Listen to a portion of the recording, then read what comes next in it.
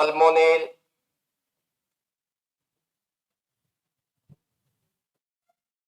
Core pulmonale या फिर इसी को बोला जाता है pulmonary heart disease, core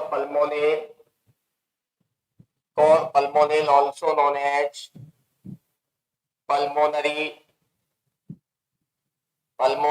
heart disease, pulmonary heart disease, या फिर हम कह सकते हैं कि इसी को हार्ट लंग डिजीज के नाम से भी जाना जाएगा, कॉर पल्मोनेल या पल्मोनरी हार्ट डिजीज। देखिए डियर, ये हार्ट होगा और हार्ट के चैम्बर्स, इसके अलावा हम बात करें ये पल्मोनरी आर्टरी, और पल्मोनरी आर्टरी डीऑक्सीजनेटेड ब्लड को सर्कुलेट कराती है कहाँ के लिए, लंग्स के लिए। यहाँ पर ये कौन से बाल प्रेजेंट होते हैं, ये कौन से बाल होंगे, पल्मोनिक बाल।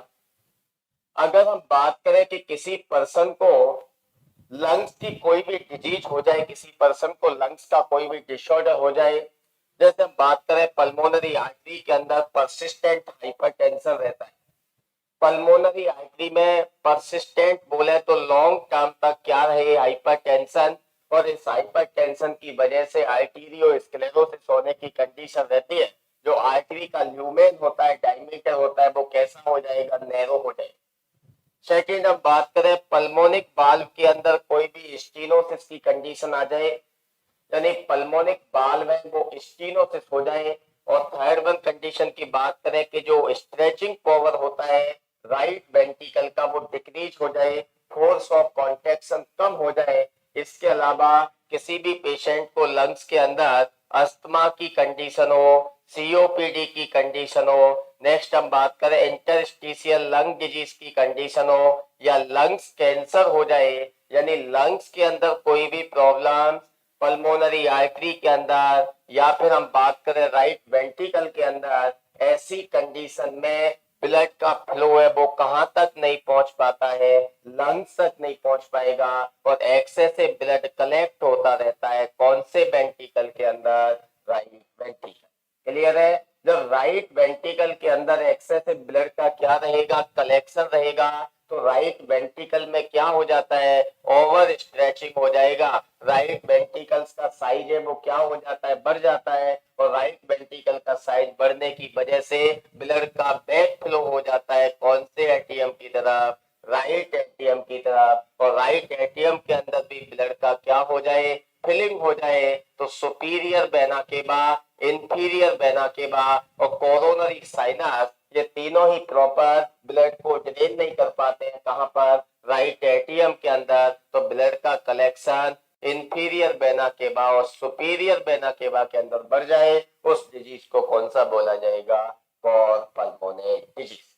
देखिए कंजेस्टिव हार्ट फेलियर, और कंजेस्टिव हार्ट फेलियर की तरह ही होता है जैसे हमने वहां देखा था right side heart failure, right, लेकिन वहां पर केबल और केबल प्रॉब्लम किसकी होती थी, हार्ट, यानी हार्ट ही क्या होता था, अनेबल होता था ब्लड को पंप करने में, चाहे तो वो राइट चेम्बर हो और चाहे वो कौन से चेम्बर हो, लेफ्ट चेम्बर हो, वहां पर केवल हार्ट ही अनेबल होता था। यहाँ पर पल्मोनरी हार्ट डिजीज इसलिए बोला है क्योंकि प्रॉब्लम किसके अंदर क्रिएट हो सकती है, लंग्स के अंदर। जैसे अब हम बात करें लंग्स में सीओपीडी, अस्थमा, आईएलडी, यानी इंटरस्टिशियल लंग डिजीज हो जाए, तो एल्वियोलाई के अंदर क्या हो जाएगा, डिस्ट्रक्शन हो जाएगा, राइट, और डिस्ट्रक्शन की कंडीशन में या फिर हाइपर इन्फ्लेटेड लंग्स हो जाते हैं, तो गैसियस का फर्दर क्या नहीं हो पाता है, एक्सचेंज नहीं हो पाता है, ब्लड क्या नहीं कर पाएगा, मूव नहीं कर पाएगा, और जब ब्लड मूव नहीं कर पाता है तो ब्लड का प्रेशर है वो मैक्सिमम किसके अंदर बढ़ता रहता है, राइट साइड ऑफ हार्ट के अंदर बढ़ता रहेगा। उस डिजीज को किस नाम से जाना जाएगा, कॉर पल्मोनरी या फिर pulmonary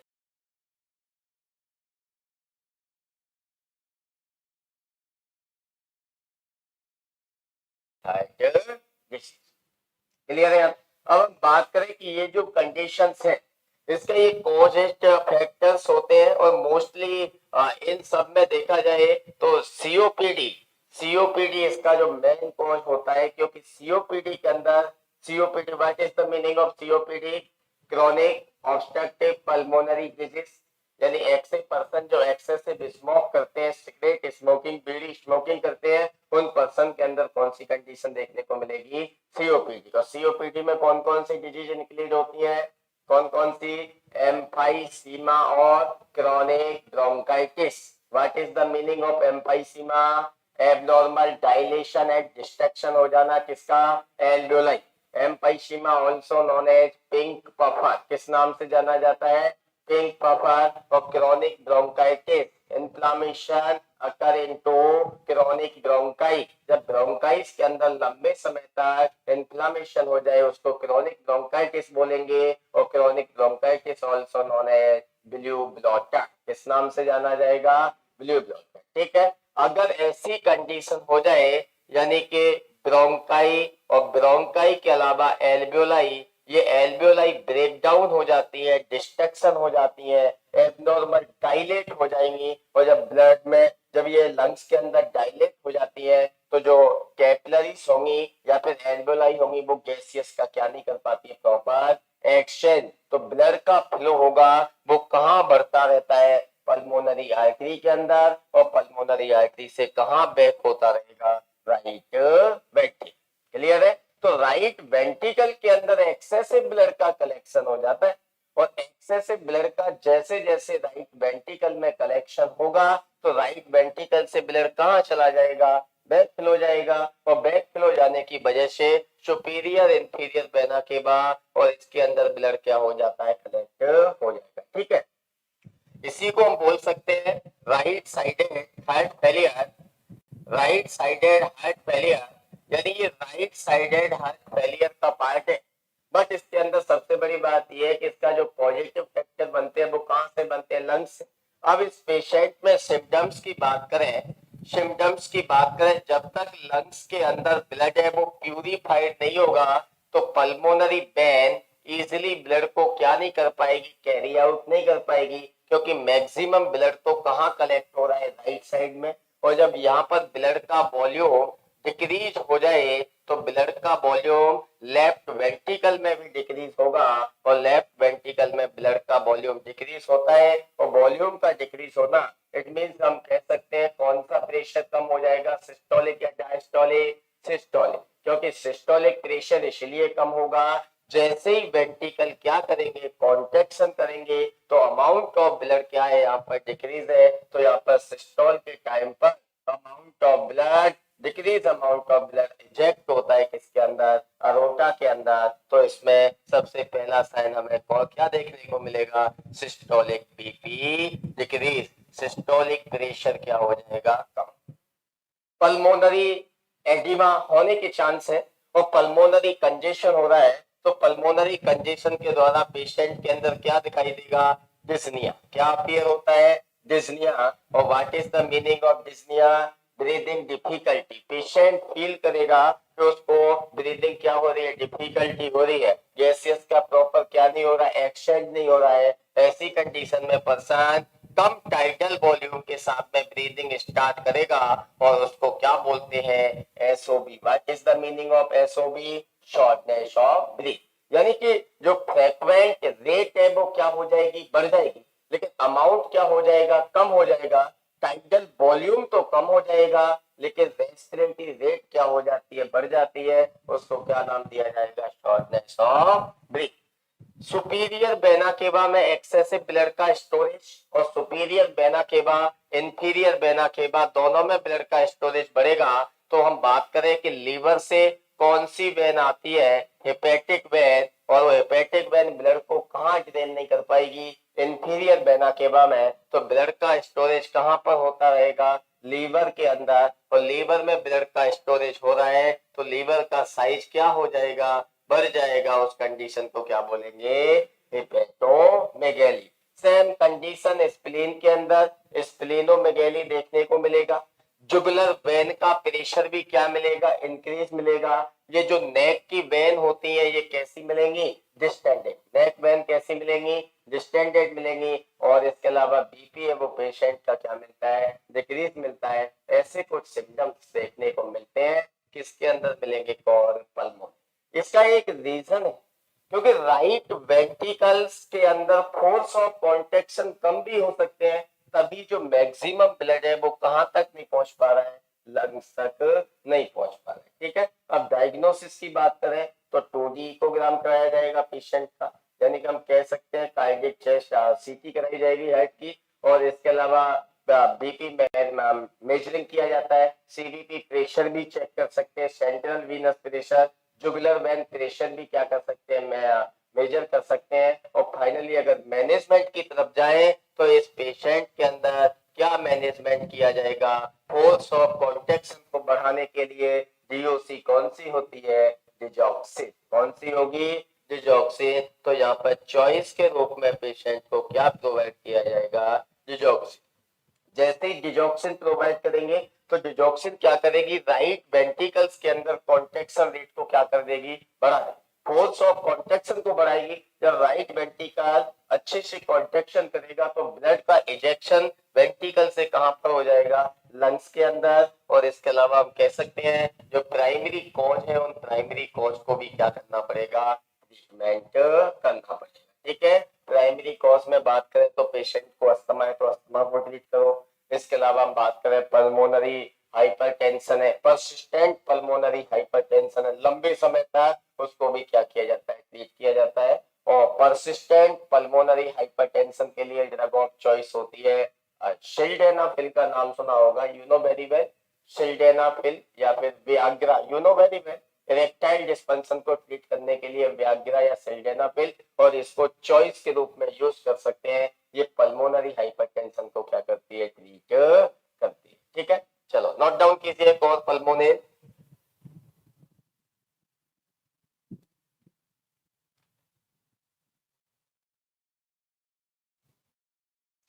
It is a condition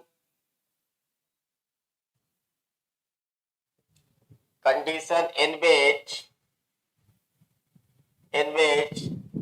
excessive blood collection into, it is a condition in which excessive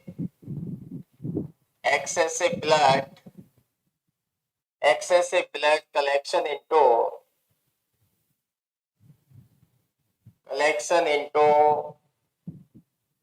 right ventricles। Right ventricle ये कंडीशन होती है जिसके अंदर एक्सेसिव ब्लड का कलेक्शन हो जाता है। कौन से वेंट्रिकल के अंदर, राइट वेंट्रिकल के अंदर। It is a condition in which excessive blood collection into right ventricles, और जैसे ये राइट वेंट्रिकल्स में ब्लड कलेक्ट होगा, ओवर स्ट्रेचिंग occur into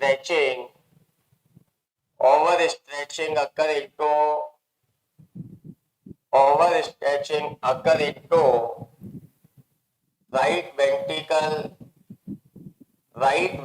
में ब्लड कलेक्शन होने की वजह से राइट वेंट्रिकल क्या करेगा, ओवर स्ट्रेच करेगा।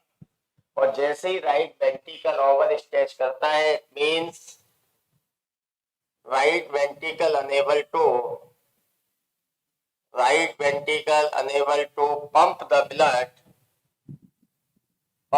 ब्लड इन लंग्स या pulmonary artery, unable to pump the blood in pulmonary artery, blood को पंप नहीं कर पाएगा, और इस कंडीशन को बोला जा सकता है राइट साइड हार्ट फेलियर।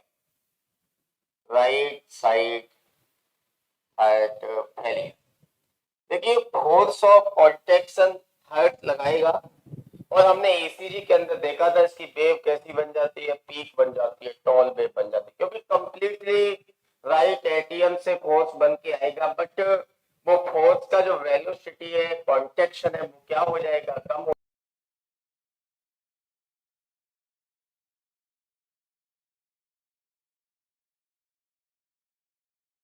हो जाएगा। और ऐसी कंडीशन में ब्लड वो पंप नहीं हो पाता है किसके अंदर, पल्मोनरी आर्टरी के अंदर। ठीक है, तो 2 पॉइंट का ध्यान रखो। अगर हम बात करते हैं कि कौन पल्मोनल, तो पल्मोनरी हार्ट डिजीज है, पॉजिटिव फैक्टर तो मोस्टली कहां से होते हैं, लंग से होंगे, और डिजीज कहां आकर होती है, राइट वेंट्रिकल के अंदर। ठीक है, अब इसके कॉजेस के बारे में बात करें, क्या क्या कॉज हो सकते हैं, तो सबसे पहले लिखिए परसिस्टेंट, नोट डाउन किया सबने, कॉजेस के अंदर लिखो परसिस्टेंट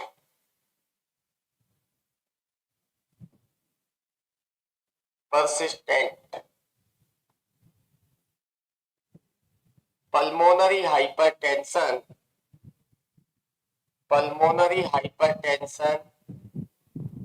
लंबे समय तक पल्मोनरी आर्टरी के अंदर ब्लड का प्रेशर बढ़ा रहना, या फिर पल्मोनरी हाइपरटेंशन लंबे समय तक है और ऐसी कंडीशन में पल्मोनरी आर्टरी के अंदर इन पल्मोनरी आर्टरी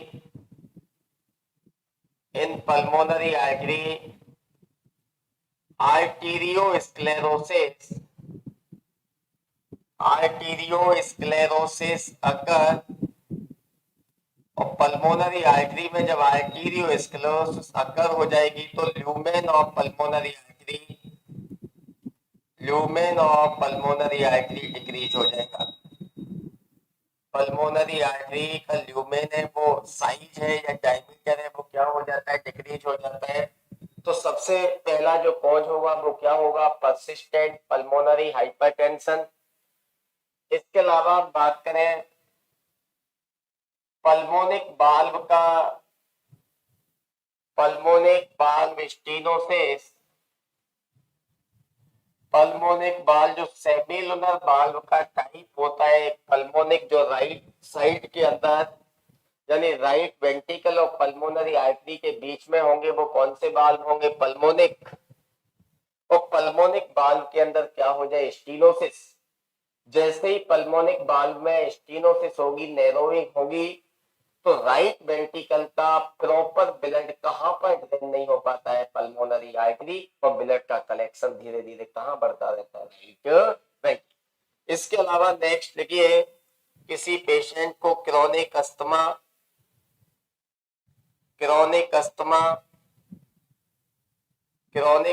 की कंडीशन,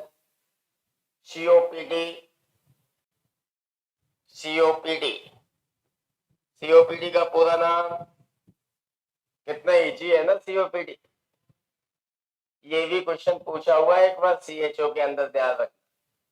कम्युनिटी हेल्थ ऑफिसर के अंदर ये क्वेश्चन पूछा हुआ है, what is the full form of COPD, क्या होता है, chronic obstructive pulmonary disease.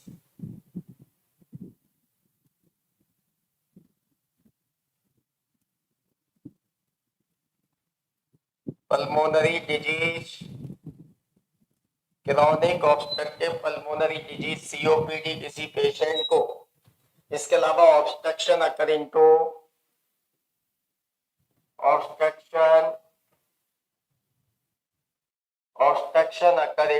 Lungs और पल्मोनरी आर्टरी, अकर इनटू लंग्स, या पल्मोनरी आर्टरी या फिर लंग्स के अंदर कोई भी ऑब्स्ट्रक्शन हो जाए, कोई भी ब्लॉकेज, कोई भी थ्रोम्बस का फॉर्मेशन, ऐसी कंडीशन में भी ब्लड राइट वेंट्रिकल से कहां नहीं पहुंच पाएगा, लंग्स तक नहीं पहुंच पाएगा, और एक्सेसिव ब्लड का कलेक्शन होता रहता है राइट वेंट्रिकल्स के अंदर। तो परसिस्टेंट पल्मोनरी हाइपरटेंशन और पल्मोनिक बाल्व स्टीनोसिस ये बहुत इंपॉर्टेंट है। इसके अलावा सीओपीडी की वजह से भी कॉल पल्मोनल होने के क्या रहते हैं, मैक्सिमम चांस रहते हैं। पल्मोनिक बाल्व स्टीनोसिस हो जाए उसकी वजह से, लेकिन अगर हम प्रायोरिटी देंगे तो इन दोनों को सबसे पहले क्या देते हैं, प्रायोरिटी देते हैं। ऑब्स्ट्रक्शन हो जाए। नेक्स्ट हम कॉजेस की बात करें, इंटरस्टिशियल लंग्स डिजीज, ILD,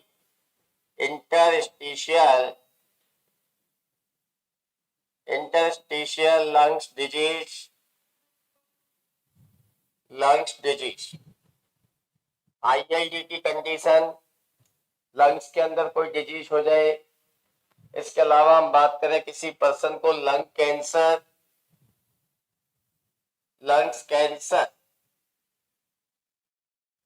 का कैंसर हो जाए, इट मींस ऑब्स्ट्रक्शन, जो मैक्सिमम ऑब्स्ट्रक्शन होगा वो लंग्स के अंदर होगा, और उसकी वजह से ब्लड है वो इजेक्ट नहीं हो पाता है लंग्स के अंदर, ठीक है। फीचर्स, क्या क्या क्लिनिकल फीचर्स मिलेंगे इस पेशेंट के अंदर और पल्मोनल वाले में? तो सबसे पहले रेस्पिरेटरी, यानी कि हम रेस्पिरेटरी में बात करें तो रेस्पिरेशन क्या होता है, एबनॉर्मल होता है। और रेस्पिरेशन जब एबनॉर्मल होगा तो पेशेंट के अंदर क्या सीन होता है, डिस्नी। क्या सीन होगा, Disney. Next you can right, note down किया सबने? क्लिनिकल फीचर्स, क्लिनिकल फीचर्स के अंदर लिखो डिजनिया।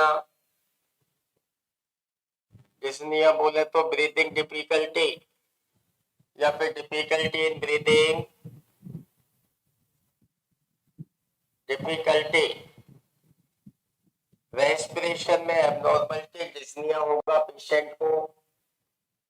और जब डिस्निया होता है तो same condition same time, SOB shortness of breath, shortness of breath, shortness of breath यानी टाइडल वॉल्यूम का डिक्रीज हो जाना। Below 500 ml, normal tidal volume कितना होगा, 500 ml। ठीक है, चिल्ड्रन में टाइडल वॉल्यूम कितना होता है नॉर्मल, 500 ही होता है, ये तो याद होगा। चिल्ड्रन के अंदर 350 और न्यूबॉर्न बेबी के अंदर कितना होता है, 150। ठीक है, ये क्या होता है, टाइडल वॉल्यूम बोले तो लंग्स की कैपेसिटी बोल सकते हैं कि एक ब्रीथ के अंदर इंस्पायरेशन और एक्सपायरेशन करना है तो नॉर्मल इनहेलेशन क्या होगा और एक्सहेलेशन क्या होगा, the amount of air enter into the lungs and amount of air exit from the lungs known as the tidal volume. तो एक नॉर्मल टाइडल वॉल्यूम कितना होता है, 500 ml। ठीक है ना, तो 500 ml से कम हो जाना टाइडल वॉल्यूम का, लेकिन रेस्पिरेटरी रेट का क्या हो जाना, बढ़ जाना, उसी ब्रीथिंग को कौन सा बोला जाएगा, शॉर्टनेस ऑफ ब्रीथ। अब इसके अलावा मैक्सिमम जो प्रेशर बढ़ रहा था, ब्लड का वॉल्यूम, जो ब्लड का वॉल्यूम वीनस ड्रेनेज के अंदर ज्यादा बढ़ रहा था, तो लेफ्ट साइड ऑफ हार्ट में ब्लड पहुंच नहीं पाएगा, तो लेफ्ट एटीएम से लेफ्ट वेंट्रिकल इजेक्शन नहीं है और लेफ्ट वेंट्रिकल से अरोटा के अंदर ड्यूरिंग द सिस्टोल, तो ऐसी कंडीशन में कौन सा बीपी डिक्रीज हो जाएगा, सिस्टोलिक बीपी। तो नेक्स्ट फीचर्स लिखो, systolic pressure, systolic pressure decrease हो जाना, सिस्टोलिक प्रेशर भी क्या होगा, डिक्रीज होगा,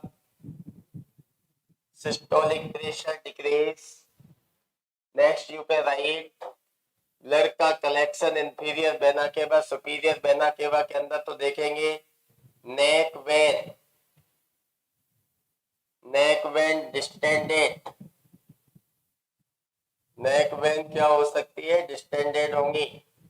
हेपेटोमेगेली, एक तरीके से right side heart failure,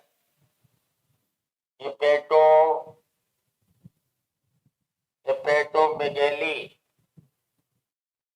enlargement of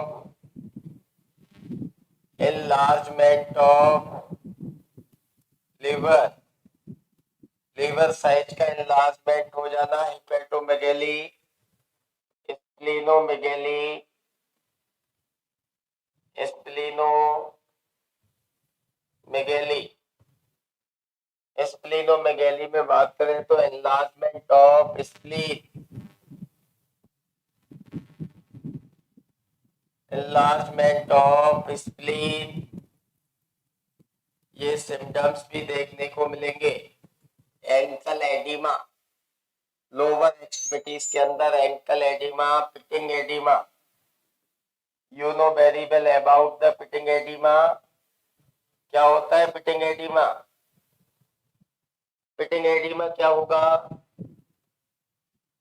oedema को जब कंप्रेस करते हैं तो फ्लूइड कंप्रेशन साइड से क्या हो जाता है, अबे हो जाता है, और जैसे प्रेशर या कंप्रेशन को वहां से रिलीज करते हैं तो फ्लूइड वापस से अपनी जगह पर आ जाता है, उसी एडिमा को कौन सा बोला जाता है, पिटिंग एडिमा। क्लियर है, तो पिटिंग एडिमा, एंकल एडिमा, और एंकल एडिमा के अंदर बात करें तो near by the ankle side या फिर बिलो द एंकल, यहाँ पर जो मैक्सिमम एडिमा मिलता है वो कौन से नेचर का होगा, पिटिंग एडिमा होगा। ठीक है, और अपन बात करें नेक में डिस्टेंडेड हो रही है तो जुगुलर वेन का प्रेशर भी क्या होता है, ज्यादा होता है। ठीक है, तो नेक्स्ट सिम्टम्स लिखो, increase jugular vein pressure, jugular vein pressure, और जुगुलर वेन का प्रेशर बढ़ा हुआ है, increase CVP. What is the meaning of CVP? Central venous pressure. Heart के चैम्बर की साइज है वो डिक्रीज होगी या इंक्रीज होगी? इंक्रीज, यानी एनलार्जमेंट ऑफ हार्ट चैम्बर। जैसे 2D को कराते हैं तो उसके अंदर पेशेंट में ये देख पाएंगे enlargement of heart chamber. Heart chamber का क्या हो जाना, enlargement हो जाना। और सबसे ज्यादा कौन सा वेंट्रिकल्स देखने को मिलेगा?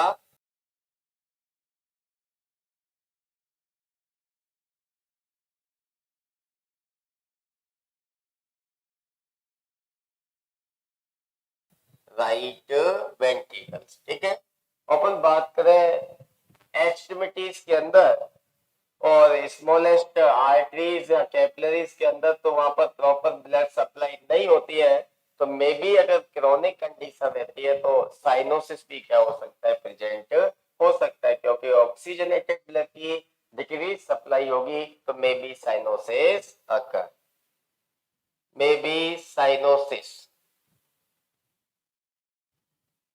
Cyanosis occur. ठीक है, फिंगर टिप्स या फिंगर नेल्स पर बात करें, नंबनेस भी हो जाए, टिंगलिंग सेंसेशन भी हो जाए, it is the minor symptom होते हैं। बट अपन मैक्सिमम बात करेंगे तो इस पेशेंट में इस तरीके के सिम्टम्स हमें क्या देखने को मिलेंगे। यानी कह सकते हैं कि पेशेंट का कौन सा साइड का हार्ट फेल हो गया, राइट साइड हार्ट फेल। ठीक है, उसके बाद में नेक्स्ट लिखो डायग्नोसिस। डायग्नोसिस चैम्बर साइज को, अगर चैम्बर साइज को विजुअलाइजेशन करना हो तो 2D इकोग्राम कराएंगे। चैम्बर साइज को विजुअलाइजेशन करना है तो क्या कराना पड़ेगा, 2D इको। ये कंफर्मेटिव टेस्ट होता है इसके लिए। डायग्नोसिस इन्वेस्टिगेशन, डायग्नोसिस इन्वेस्टिगेशन में लिखो 2D echo, double dimension.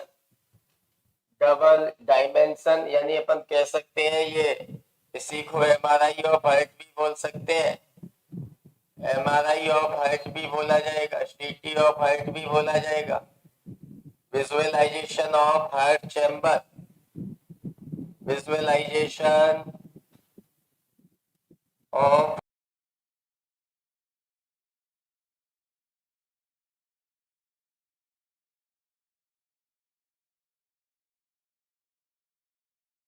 Heart chamber, heart chamber का विजुअलाइजेशन। नेक्स्ट को मॉनिटर, मॉनिटर करेंगे CVP, CVP central venous pressure, CVP monitor. तो सेंट्रल वीनस प्रेशर भी क्या मिलेगा, बढ़ा हुआ मिलेगा। 10 mm ऑफ Hg से क्या मिलता है, ये बढ़ा हुआ मिलता है। इसके अलावा हम बात करें जुगुलर वेन का प्रेशर भी इंक्रीज होगा। Jugular vein pressure, jugular vein pressure, chest x-ray, yes और नो? चेस्ट एक्सरे भी करा सकते हैं, पेशेंट को लंग्स में एब्नॉर्मलिटी चेक कर सकते हैं, चेस्ट एक्सरे।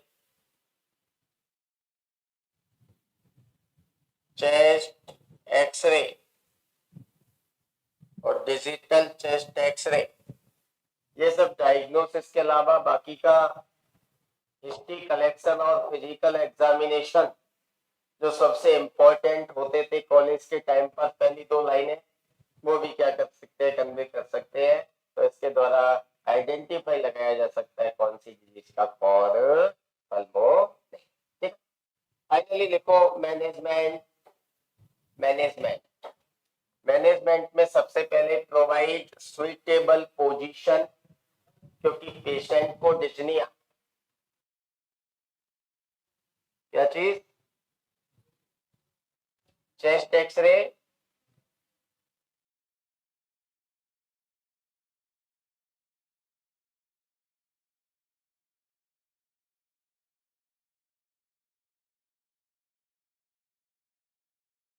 राइट या लेफ्ट? एक ही तो होता है राइट और लेफ्ट का। चेस्ट एक्सरे नहीं करवा सकते? चेस्ट एक्सरे से लंग्स के अंदर एब्नॉर्मलिटी, न कि हार्ट के लिए।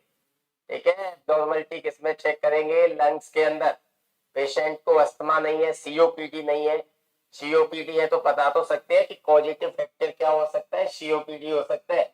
और सीओपीडी की वजह से इसका जो प्रेशर है, ब्लड है, वो क्या नहीं हो पा रहा है? रिजेक्ट नहीं हो रहा है। ठीक है ना? सीओपीडी तो देखा जा सकता है ना एक्सरे से, तो वो भी क्या होता है? Positive factor. ठीक है, चलो नेक्स्ट लिखो, management. Management provide suitable position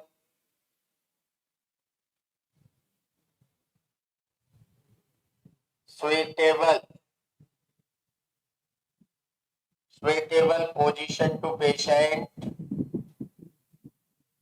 देखिए, पेशेंट को सुइटेबल पोजीशन देनी है, कंफर्ट पोजीशन।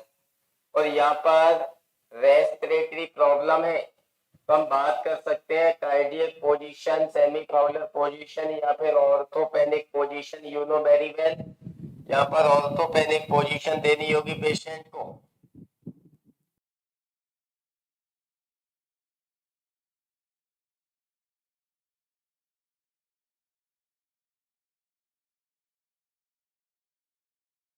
ऑर्थोपेनिक पोजीशन, क्योंकि रेस्पिरेटरी प्रॉब्लम्स भी क्या हो रही है? अकर हो रही है। नेक्स्ट लिखो, provide oxygen therapy if needable. Provide oxygen therapy, oxygen therapy if needable. जरूरत है तो ऑक्सीजन थेरेपी भी स्टार्ट करो। ऑक्सीजन थेरेपी भी क्या करनी है? स्टार्ट करानी होगी। इसके अलावा नेक्स्ट लिखो, डीओसी ड्रग ऑफ चॉइस के बारे में। तो यहाँ पे ड्रग ऑफ चॉइस कौन सी मेडिसिन यूज की जाती है? डिजॉक्सिन। और डिजॉक्सिन का जो वर्क रहेगा वो एक ही रहेगा, ये फोर्स ऑफ कॉन्ट्रैक्शन को इंक्रीज करेगी। तो राइट वेंट्रिकल अच्छे से कॉन्ट्रैक्शन होगा तो ब्लड है वो इजेक्ट हो जाएगा राइट वेंट्रिकल से। किसके लिए? लंग्स के लिए। ठीक है, digoxin increase force of contraction. Force of contraction को ये क्या करेगी? बढ़ाएगी। ठीक है, तो ड्रग ऑफ चॉइस जैसे हमने कंजेस्टिव हार्ट फेलियर के अंदर डिजॉक्सिन डीओसी दिया था, यहाँ भी राइट साइड हार्ट फेलियर हो रहा है और पल्मोनल हो रहा है, तो यहाँ पर भी क्या देंगे? Digoxin as per the drug of choice. ठीक है, और ड्रग ऑफ चॉइस के बारे में आप पढ़ चुके ऑलरेडी। कार्डियक ग्लाइकोसाइड होगा, डिजिटैलिस के नाम से जाना जाता है।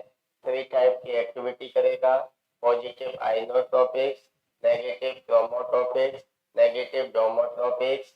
यानी जहां जहां नेगेटिव इफेक्ट अगर हो रहा है वहां पर डिजॉक्सिन हार्ट रेट को क्या करता है? कम। और पॉजिटिव आइनोट्रोपिक्स के